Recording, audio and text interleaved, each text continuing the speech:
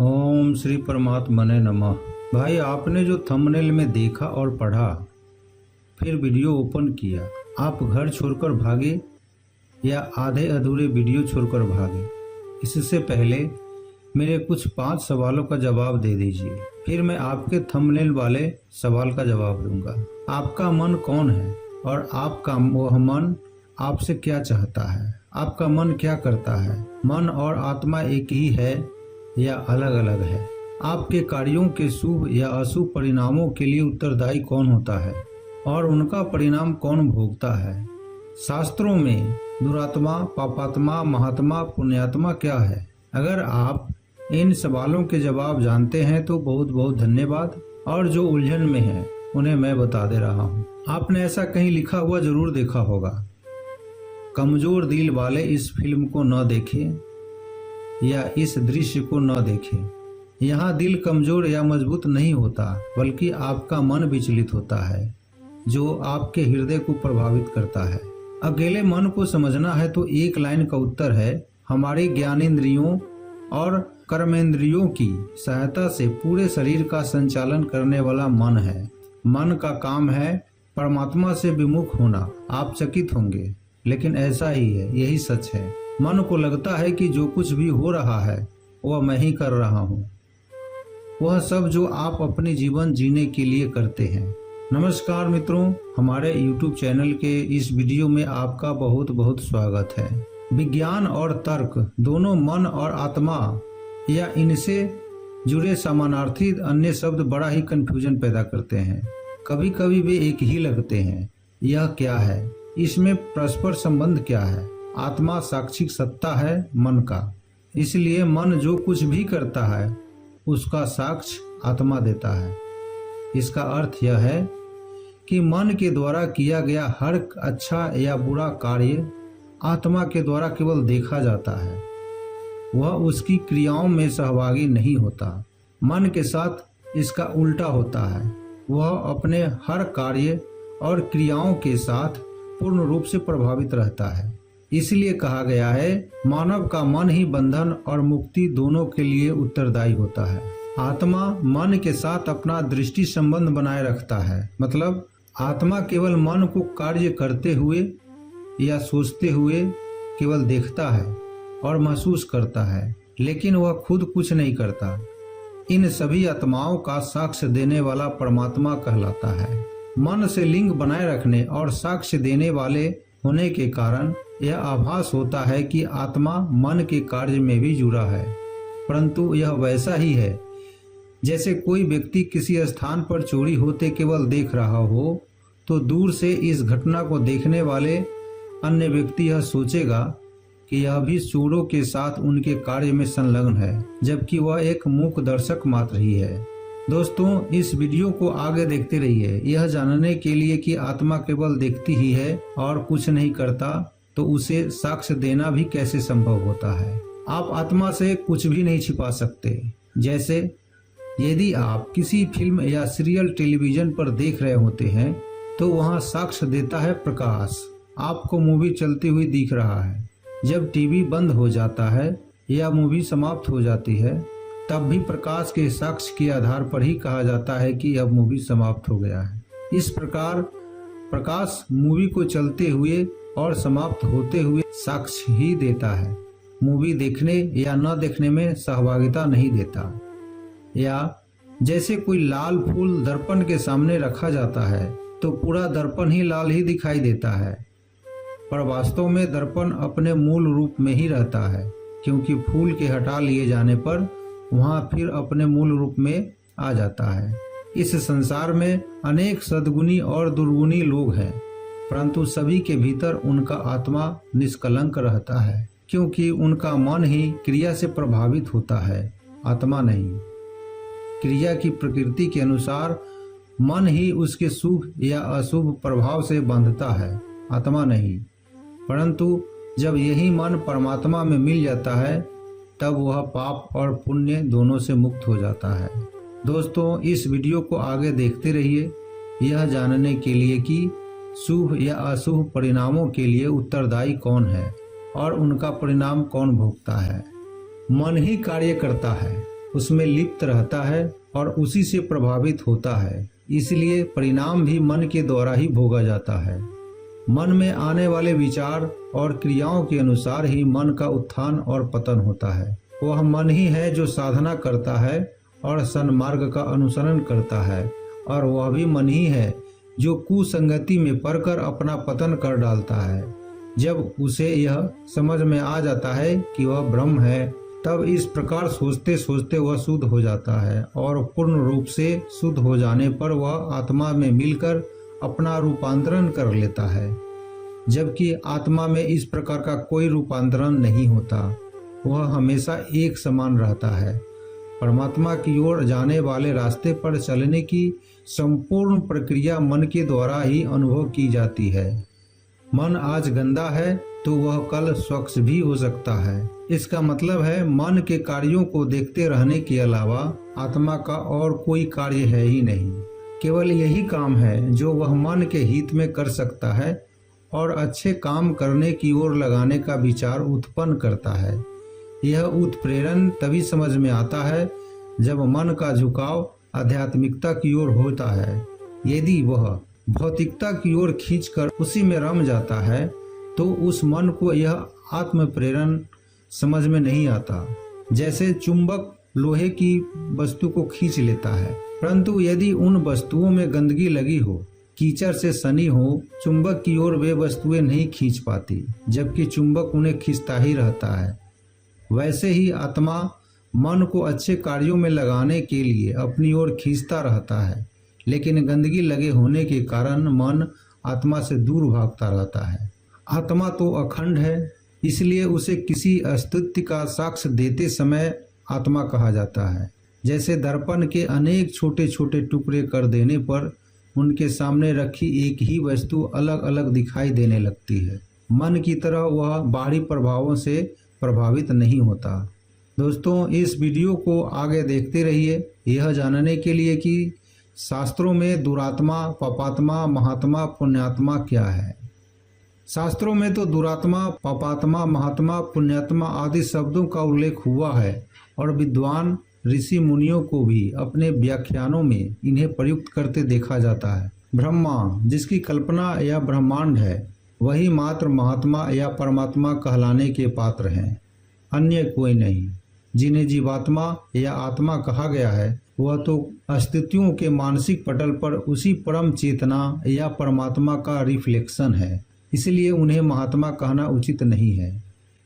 चूंकि आत्मा पाप या पुण्य से प्रभावित नहीं होता, वह सदा ही शुद्ध और बोधमय होता है। अतः इन शब्दों को उसके साथ जोड़कर दुरात्मा, पापात्मा और पुण्यात्मा कहना तर्कसंगत नहीं है।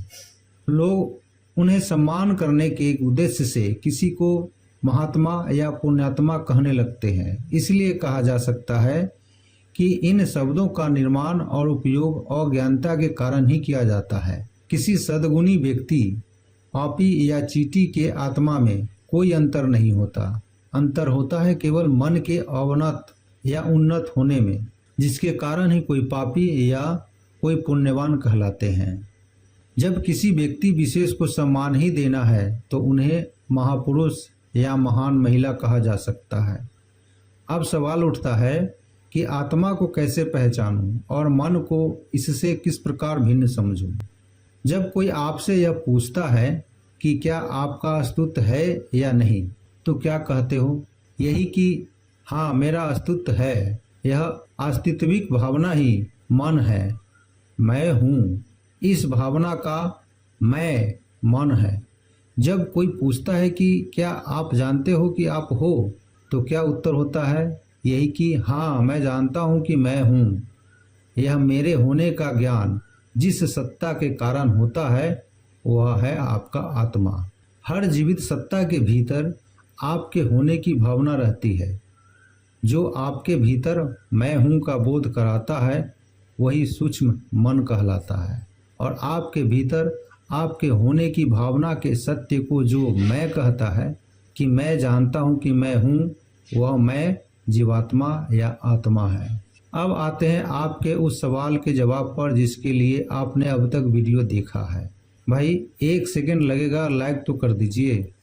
दोस्तों, इस वीडियो को आगे देखते रहिए यह जानने के लिए कि कोई व्यक्ति घर छोड़ने या अपनी जिम्मेदारियों से भागता क्यों है। मन एक देवता है, इसे ही शास्त्रों में प्रजापति कहा गया है। वेदों में बताया गया है कि हर व्यक्ति की एक स्वतंत्र दुनिया है और वह उसके मन के द्वारा सृजन की हुई है। मनुष्य की मान्यता, भावना, निष्ठा और रुचि एवं आकांक्षा के अनुरूप ही उसे सारा विश्व दिखाई पड़ता है। जीवन में अक्सर अप्रिय प्रसंग और घटनाएं आते रहते हैं। यह जरूरी नहीं कि हमेशा प्रिय परिस्थितियां और अनुकूल व्यवहार ही उपलब्ध हो। हानि, घाटा, रोग, शोक, विक्षोभ, अपमान, असफलता, आक्रमण, आपत्ति आदि की विपन्न स्थितियां भी सुख संपत्ति की भांति आती जाती रहती हैं। इनका आना अनिवार्य है। कोई भी इन विविधताओं से बच नहीं पाता। इस उभय पक्षीय क्रम को सहन करने योग्य मनोभूमि बनाए रखना हर विवेकशील का कर्तव्य है। प्रतिकूलताएं आने पर जो घबराते हैं, अधीर होते हैं, किंग कर्तव्य विमूढ़ बनते हैं, वे अपनी इस दुर्बलता को भी एक नई विपत्ति के रूप में ओढ़ते हैं और उनका कष्ट दूर हो जाता है। इसके विपरीत साहसी और धैर्यशील लोग कठिन से कठिन समय को भी अपने साहस के बल पर काट देते हैं और निराशा को चीरकर आशा का वातावरण बनाने के लिए प्रयत्न करके फिर काम चलाऊ स्थिति उत्पन्न कर लेते हैं।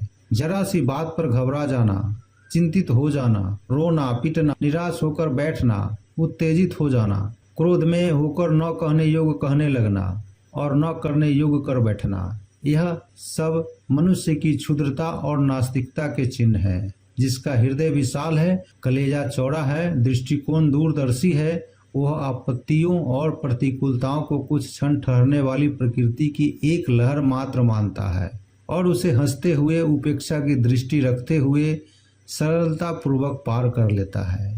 किसी भी मार्ग का अनुसरण करे, गुण दोष कुछ न कुछ सभी में मिलेंगे ही। यह समझकर सहज कर्म करने में मनुष्य को रुचि लेना चाहिए। छोटे छोटे दोषों पर, पारिवारिक या किसी साधारण सी बात को लेकर गृहस्थ जीवन का परित्याग करने वाले या घर छोड़कर भाग खड़े होने वालों की भर्त्सना की जानी चाहिए। अपने बालक, बच्चों तथा आश्रितों को असहाय अवस्था में छोड़कर भागने वालों को परमात्मा के कोप का भाजन बनाना पड़े तो इसमें अनुचित भी क्या है। अक्सर परेशानी में फंसे व्यक्ति के मन में सवाल आता है, मैं अपने घर से भागना चाहता हूँ, क्या मुझे भाग जाना चाहिए? इस तरह के प्रश्न आपके दिमाग में आए कैसे? इसके पीछे क्या कारण हो सकता है? ऐसा सोचने के पीछे कुछ कारण ये हो सकता है। पहला, या तो आपने कुछ गलत किया है, या आप घर के लोगों से परेशान हैं, या आप किसी को बुरा महसूस करवाना चाहते हो, अर्थात खुद को कष्ट देकर दूसरों को कष्ट देना चाहते हो, या आप अपनी जिम्मेदारी और कर्तव्य से छुटकारा पाना चाहते हैं, या कर्ज के तले दबे हों, एग्जाम में असफल हो चुके हों, या जो चाहा वो न मिला हो। एक तो पहली परिस्थिति में भागना किसी मुसीबत का हल नहीं है। कब तक आप सच्चाई से मुंह फेरते रहोगे और भागते रहोगे? मेरे हिसाब से यदि आपको लगता है कि आपने गलत किया है तो उसको अपनाओ और दिल से उसका सामना करो, अंत में सब अच्छा होगा। दूसरी परिस्थिति में अगर आपको लगता है कि मुझे यहाँ ज़्यादा परेशानी हो रही है तो आप घर से जाएं, पर ऐसे जाएं कि किसी को बुरा न लगे, क्योंकि अगर आप भाग गए तो सारे इल्ज़ाम आपके ऊपर आ जाएंगे। जो गलती आपने कभी की नहीं होगी उसका भी जिम्मेदार आपको माना जाएगा और आपकी समाज में बदनामी होगी। अगर आप सबसे सलाह मशवरा करके जाते हो तो आपको समझदार आदमी कहा जाएगा।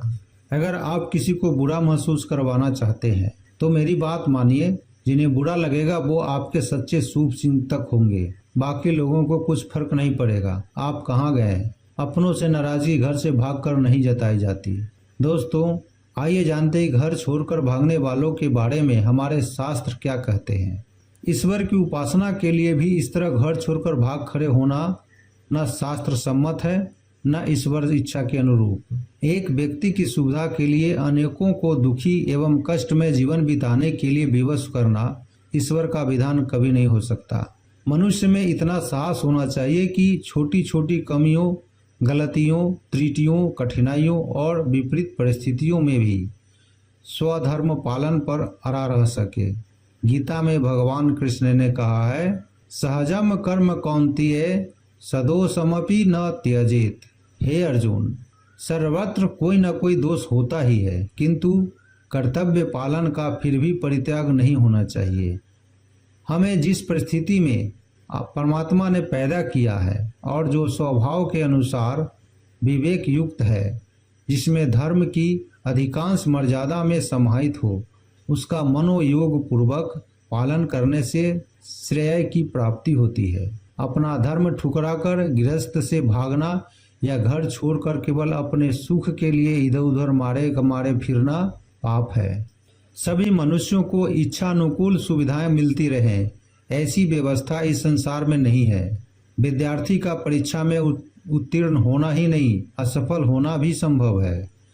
फेल हो जाने पर यह सोचना कि अब मैं किसी को मुंह दिखाने लायक नहीं रहा, घर वाले क्या कहेंगे, मित्रों के सामने जाते हुए अति ग्लानि एवं लज्जा का अनुभव होगा। यह अंधमति विद्यार्थियों को कभी शोभा नहीं दे सकती। जीवन को गतिमान रखने के लिए असफलताओं के आघात आवश्यक भी है। निरंतर सफलता भी जड़ता का ही चिन्ह है। उसमें मनुष्य जीवन के सर्वांगीण विकास की दृढ़ता नहीं प्राप्त कर सकता। कोई व्यक्ति घर के झगड़ों से क्षुब्ध होकर या जीवन में आती रहने वाली अन्य कठिनाइयों का इच्छा के अनुसार समाधान न कर सकने के कारण आत्महत्या कर लेते हैं या घर छोड़कर भाग जाते हैं। इस तरह कर्तव्य कर्म से विमुख होना तो अपना ही नहीं, अपने स्वजन परिजनों के साथ भी आत्मघात ही हुआ। पीछे बिलखते हुए अभिभावक या त्रास भोगते हुए निरीह बालक बालिकाओं को छोड़ जाना भी क्या मनुष्य का धर्म है? ऐसा करने वालों की निंदा ही की जा सकती है, भले ही परिस्थितियां कितने ही नाजुक दौर तक पहुंच गई हो। उनका डटकर हिम्मत के साथ मुकाबला करना चाहिए। कठिनाइयों से घबरा जाए वह भी कोई आदमी है। आलपस पर्वत से टक्कर लेकर ही एक मामूली इंसान महान नेपोलियन बनता है। स्वतंत्रता संग्राम में एक नई आजाद हिंद फौज खड़ी कर देने को सुभाष की सी हिम्मत होनी चाहिए। छोटी छोटी बातों पर भाग्य के दुहाई पुरुष को तो विषमताओं से जूझने के लिए हर घड़ी तैयार रहना ही चाहिए। परिस्थितियों पर विचार करने के लिए मनुष्य को सदैव गंभीरता से काम लेना चाहिए। आज जैसी स्थिति कल भी रहेगी, यह सोचना अबुद्धिमत्तापूर्ण है। हम साहस, शौर्य और कर्मठता से काम करें तो असफलता को सफलता में, निर्धनता को धन प्राप्ति में, अस्वस्थता को उत्तम स्वास्थ्य में क्यों नहीं बदल सकते? थोड़ा समय ही तो लगेगा। एक दिन में किसी को सफलता मिली भी है क्या? फिर आप ही उतावले क्यों होते हैं? धैर्य रखिए और कठिनाइयों से लड़ पड़िए। आपका खराब समय जरूर टल जाएगा, गरीबी दूर होगी, जरूर आपके स्वास्थ्य में परिवर्तन होगा। शारीरिक दृष्टि से पीड़ित या मानसिक विक्षोभ के कारण गृह परित्याग करने वालों की तरह एक और भी वर्ग होता है जो किसी रिद्धि सिद्धि के चक्कर में बाबाओं द्वारा चेले मोड़ लिए जाते हैं या आवेश और अत्यधिक भावुकता के कारण गृहस्थ जीवन को जंजाल, मिथ्या, माया और भ्रम बताकर घर से भाग जाते हैं। हम इस स्थिति को पहले से भी अधिक दुखदायक मानते हैं। यदि मनुष्य के लिए पारिवारिक जीवन, बालकों, परिजनों का पालन पोषण ही माया है, तो यह सारा संसार, अन्न, वस्त्र, यह भी तो सब माया ही है। फिर क्यों दूसरों के दरवाजे पर भीख मांगते घूमते हैं? क्यों दूसरों के गाढ़े पसीने की कमाई मुफ्त में खाते हैं? माया और जंजाल इस संसार में कुछ भी नहीं है। मनोविकार ही है जिसे माया कहें, शैतान कहें या भटकने वाले समझे। मनुष्य सद्विचारों से ओतप्रोत हो तो परमात्मा की उपासना का वही सुख घर में रहकर भी प्राप्त कर सकता है, जो दर दर भटकने से भी संभव नहीं है। छोड़ना ही है तो मनुष्य के शरीर में बसे हुए काम, क्रोध, लोभ, मद तथा मोह आदि को ही क्यों न छोड़ा जाए। इससे यह जीवन भी शान से जीने का आनंद मिलता है और परलोक में भी सुख मिलता है। जो मनुष्य सामाजिक जीवन में रहकर मन और इंद्रियों पर नियंत्रण नहीं रखता, वन में जीने या घर बार छोड़ देने से उसका मन भी बदल जाएगा। वहाँ भी वह अपने पाप के नए नए तरीके ढूंढ लेगा और नहीं कुविचारों के रहते हुए भला उसे आत्म शांति कैसे मिलेगी। इधर घर वालों की कलपती हुई आत्माओं से निकली हुई दुर्भावनाएं भी क्या उसे चैन से रहने देगी। सामाजिक जीवन कर्तव्य के अनेकों रास्ते होते हैं जिनमें लगा रहकर मनुष्य मन और इंद्रियों पर विजय प्राप्त कर सकता है और आसानी से अपना परमार्थिक लक्ष्य पूरा कर सकता है। अन्यत्र रहकर पाप के कीचड़ में फिसल जाने का भी खतरा हो सकता है, किंतु उपयुक्त गृहस्थ जीवन में ऐसी तो कोई भी आशंका नहीं होती।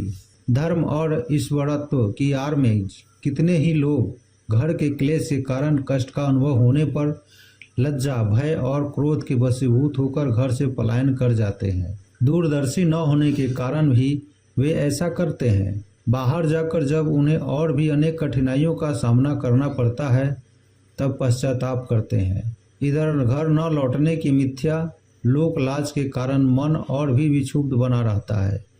ऐसी अवस्था में किसी वेशधारी साधु महात्मा के चक्कर में पड़कर बेचारे स्वयं भी वैसा ही छल, कपट और आडंबर का जीवन बिताने को मजबूर होते हैं। इस तरह पाखंड प्रचारकों के मन से पाप की भावना तो जाती नहीं, सुख शांति भी नहीं मिलती। दूसरे ढर्रे से तृष्णा और दूसरे ढंग से विषय पतले पड़ जाते हैं और वे अधोगति की ओर ही ले जाते हैं। इसलिए हमें गीता के इस आदेश को बार बार स्मरण करना चाहिए। ऐतैर्वी मुक्तः कौन्तेय तमो द्वारे स्त्री निर्भरः आचरत्यात्मनः श्रेयस्ततो याति पराम गतिम। अर्थात हे अर्जुन, काम, क्रोध, मोह आदि विकारों से छूटा हुआ मनुष्य आत्म कल्याण का आचरण करता रहे तो इससे उसे सहज ही परम गति प्राप्त हो जाती है। गीता में इसलिए स्वधर्म पालन पर विशेष बल दिया गया है। इस अभिप्राय को ठीक ठीक समझ लेने पर मूढ़ कल्पना से बच जाता है। इतिहास में जिन महापुरुषों ने घर त्यागा है उन्होंने समाज सेवा के लिए पूरा समय लगाने की दृष्टि से ही वैसा किया है। इसका अभ्यास गृहस्थ में से भी थोड़ा समय सेवा कार्यों के लिए लगाकर किया जा सकता है और जब अनुकूल अवसर हो तब विवेकपूर्ण समाज सेवा का व्रत लेकर पूरे समय भी घर से बाहर रखा जा सकता है। यह स्थिति अलग है। संसार को माया कहकर घर छोड़कर भागना तो इससे बिल्कुल ही उल्टी और हेय स्थिति है। इससे हर विचारशील को बचना ही उचित है। जय श्री कृष्णा, जय श्री कृष्णा।